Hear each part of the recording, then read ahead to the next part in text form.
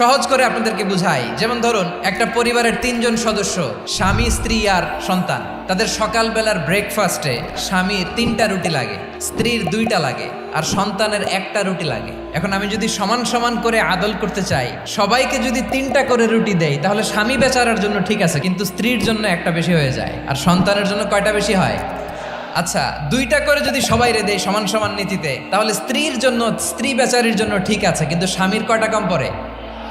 আর সন্তানের বেশি হয়ে যায় কয়টা? আচ্ছা, সমান সমান নীতিতে সবাইকে যদি সকালের নাস্তার জন্য 1টা করে রুটি দেই, সন্তানের জন্য ঠিক আছে, কিন্তু স্ত্রী বেচারির কম পড়ে কয়টা? স্বামীর কম পড়ে কয়টা?